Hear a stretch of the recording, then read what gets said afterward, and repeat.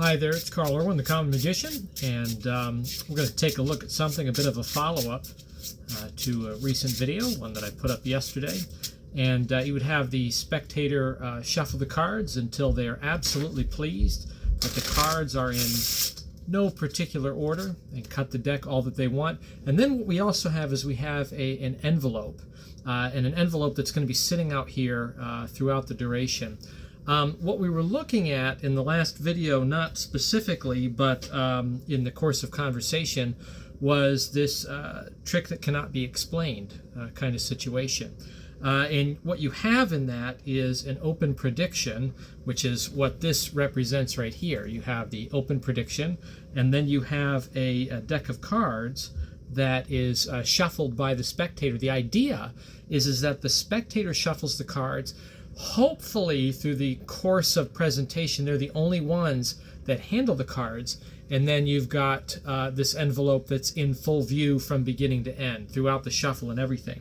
At this point, what you would do is you would have the spectator simply turn over the top card. In this case, we turn it over, and you can see it as the 7 of spades. Now, we've also had this envelope sitting out here, and we can look inside the envelope. You see there's a piece of paper inside there, and if we take out the slip of paper, you'll see that we have on there a prediction, 7 of spades, 7S. So this is a completely unoriginal solution for the trick that cannot be explained, that is really accessible. It doesn't require the kinds of chance operations that Vernon talked about in the application of this effect. Now, remember that I talked about on the last video that I think that the title of the trick, the name of the trick, as a trick that cannot be explained, is actually not the proper identity for what this is. I think really it is the trick that cannot be described. And I want to just clarify why I say that. The reason why I say it's a trick that cannot be described is because you don't actually know, if you're doing it the classic way, you don't actually know what the trick's going to look like. You don't know. You could not at the onset describe what the trick is without being extremely simple or vague. In this case, you would say, I have a prediction and we're going to find the card. That is like every pick a card trick ever, right? That is the description for all. So it's really a trick that can't be described in terms of the events. What exactly happens in the course of the presentation. As far as the explanation, I think it's very easy to explain any trick, but certainly with the trick that cannot be explained via the Vernon method, I think that anybody with a knowledge of chance operations and equivoque and those kinds of related techniques, I think it's easily spottable by magicians. There is, I think, that assumption that it's the kind of trick that could fool magicians or fool people that know something about card magic, but I don't think that's really necessarily true. I think that it, particularly if the chance operations are very short-lived, or the early ounce are the ones that hit, it's less likely for there to be a series of chance operations to track through to understand what's going on for someone who would know about that. But that's not typical, right, for these kinds of things where you have multiple kinds of steps that could or could not happen in terms of ounce. I think the more steps you go through, even if you treat everyone as perfect, as best you can, I think the more steps you go through, the easier it is to certainly calculate or to appreciate what the strategy is for someone who would know. And again, the general public does not know what that would be. And with a hit, if this was authentic, and let's say there was a card in this that was 7 of spades, and it hit like that, and that's what it was, I think that would be very hard to understand, to comprehend, assuming that it was a perfect hit and there was no other operation in it. I think in that situation, and only really in that situation, where it'd be the trick that cannot be explained without at least presuming the possibility that one got lucky, right? Anyway, that's all I wanted to say on that. Let's talk about what's going on here. Now, I said this is completely unoriginal, and this is very much related to the version that we looked at last time. And those of you who know this stuff, you know what's going on here, right? This is a thumb writer. This is a simple Swami gimmick thumb writer. Not the classic Swami gimmick. Now, you've seen me talk about this before, and I refer to this as the ultimate out, right? It's the perfect get out of jail free kind of method. I use a thumb writer, and I don't use it very often, but I use it for simple things like this. If I just have to write something very, very small, a simple number, a simple digit, the most I do would be 3 digits, a 3-digit number on a notepad, which I'll talk about that in a minute, my feelings on that. That's about the limits that I do. But this is what's going on, and this is obviously a windowed envelope. And this is a very classic way to do the kind of mentalist thumb writer sort of presentation. Now, as a variation on the trick that cannot be explained, I think this is a very good one. This is very magic-y, right? I have an envelope, a foreign object that really has no place in terms of an ordinary object that is carried around by someone. I introduce this into it, you have the deck of cards, and then it happens. What I was looking at, though, last time was something entirely different in terms of a carry-around possibilities. Now, certainly you could carry this in a wallet, right? It's big enough, or small enough, I should say, that you could put it in a wallet, and this could be just your out.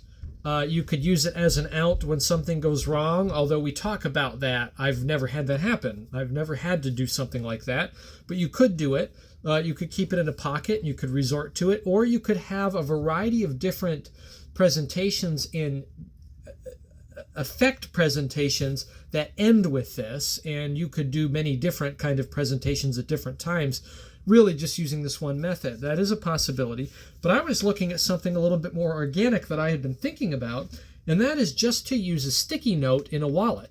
This is a trifold wallet.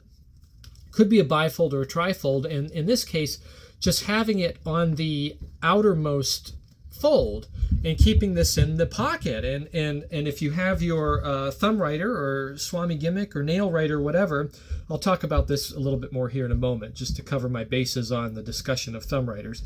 But if you have this in your pocket, you could always, in any circumstance for any revelation in which you could write the necessary information on that note, you could always take out your wallet and you could open it up and write your item on it, and then you could show it immediately in a very, very clean manner, right out in the open. Could be a thought of card, colossal killer kind of situation, or it could be any other kind of mentalist routine where you have a color named or something like that, or a simple object. There's a variety of geometric shapes that you can draw that each represent a wide variety of thought of objects. And if you have kind of a menu of those items in mind that you can draw, or something that's already mostly drawn in that you can merely complete with a couple of strokes. There's so many different thumb writer kinds of routines that could be accomplished in a very organic way with just a post-it note on the wallet itself. You're not carrying anything extra besides the gimmick itself and then the wallet. You always have the ability to do the out. In this circumstance, the wallet can sit in full view, just like the envelope. But anyway, this was something I decided to share with you, just an idea I had. Haven't really put it to much use, but it's something I think I may investigate in kind of regular carry around, and may see if I have a few opportunities to use it in that way. But that was my idea for this. This is not at all an exhaustive look at the trick that cannot be explained. It really is not even in the spirit of the trick that cannot be explained, where you have a number of chance operations. My intention with any project that I do on this is to go much, much, much deeper beyond a simple method like that. But that is a good one. That is a very good one. Again, not original. Several people have written this up, and it's an obvious solution. I think, for magicians, for people that know about this particular technique and who do it. This is a perfect solution for almost any card trick to reveal in that way. A couple things about handling. My very terrible handling on the last video. I think I was just trying to be very secure about it and get it in one take. I picked this up for a moment and I wrote in it. And I don't think there's anything particularly wrong with this, to do this. The one thing that I did, though, is that I was sure to set this down at the opportune time by folding in the sticky note side. Fold that in underneath and set it there. That way, when the spectator opens it, they have to sort of dig into the wallet to find the item. So that's one thing on the handling. Another option, too, is that this obviously can be done one-handed. I don't, again, I think I'm just trying to be, I'm a little nervous about it on the camera and trying to be secure about it and get it in one take. But you really wouldn't necessarily need to pick this up with two hands. You could have it sitting there and on the table like this to start with, open, and you already have a lot of latitude to just write it right in there in the open while the other hand is free. And then, of course, set it down at the opportune time. So a lot of different types of handling. Quick thing on Swami gimmicks, because I'm not a major user of these. Very rarely. I only have a couple of effects that I actually do for people where I use this. And I'm not the person to listen to for good advice on the nail writer. It's something I'm interested in, that I'm getting into, and I'm collecting resources on it. I'm trying to learn more and more about it because I really, really like the technique for a wide variety of applications. However, I will say this, as a common magician, I do find that this is a very, very safe and comfortable variety. I know that I can have it on and I'm not caught. I'm not caught out, because like a thumb tip, this is clean. I'm clean with it in the hands. I don't really have to cover it up. I could potentially even show my hands empty with the right kind of handling, right? You could show with the thumb on top pointing out. You don't see the little piece down there with the lead on it. You can, of course, show it like this and cover it up. Whereas with other types of gimmicks like boon and band writers, or even a nail writer, the classic sort of Swami nail writer, you really have to kind of get rid of the gimmick. It's not that you can't just cover it up with a finger and show the hands generally empty. I just find that this is really, really secure. Not only is it secure in terms of visual, but I find for me, as the common magician and kind of clumsy with this sort of technique, I find that it's really secure on the thumb. Right? If you get one of these and it's a little big, you can always put a piece of tape in there or whatever to thicken it up. You can make this fit like a band writer, but with the added advantage that it can really be seen quite clearly like a thumb tip can. So it's very, very stable. I can stick my hand in my pocket and I have instant orientation on it. I take my hand out and I have it ready to go. I find that it's very useful on like jeans, where you have that extra little pocket on the top where you might put, smokers back in the day would put a lighter in there or something like that. You can stick it right down in there, which is a good place where I put my thumb tip often, because you can easily stick your thumb into that. But I prefer this style for those reasons there. Another thing I wanted to talk about, though, kind of verging over to the Swami gimmick, the thumb writer, because I don't talk about it much. I have mentioned this before about Post-it notes. I have gone back and forth on this between using billets, just pieces of paper that are on a rubber band and kept in the pocket, or using Post-it notes. And I really keep coming back to Post-it notes. Since I don't do a lot of billet work that involves switches and changes and other kinds of billet sleight of hand, since I don't do a lot of that, I find that I just need paper to write on, or paper just to use for scenarios and situations. And Post-it notes are incredibly organic and ordinary. You could have a Post-it notes in your pocket, and you could introduce them at any time by reaching over to a counter or into a drawer, even in a place that you're visiting, and it would seem very likely that they would exist in the environment. Likewise, you could just walk around with them, and it's not entirely out of the ordinary. It's certainly not as out of the ordinary as carrying something like that and introducing it in there. So I find that with this, you could even do some pocket writing. If you just have it sitting in the pocket, you could reach in the hand orient the thumb tip, and you actually could, with hand in pocket, you could write something directly on this, ditch the tip, and pull it out immediately and have a revelation right on the pad. The one thing that I do is I take, on my pad, I take a piece of hard plastic and I just double stick tape it to the very back of the pad. That way I have a hard surface that keeps the pad from flexing whenever I have it in hand to write. Of course, if you have a thick pad and you have a lot of pieces of paper on it, you have the same kind of thing too.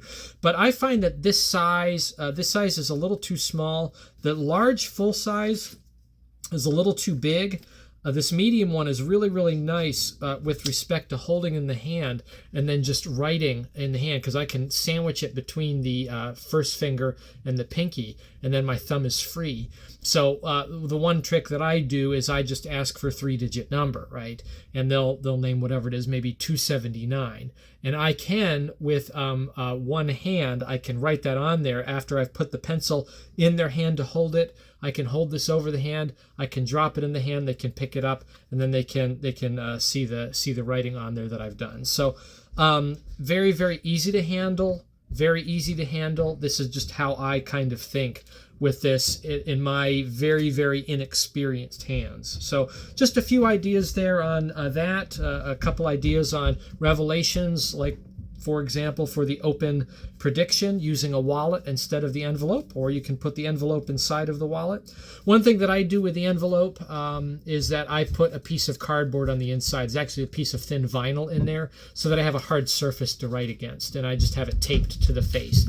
And I also make it so that it's just the right size so that my billets will fit in there and it will stick out the top. So whenever it's opened, you can really kind of hold this out and the spectator can take it out themselves and read it. Just a few little details there. But some thoughts on that.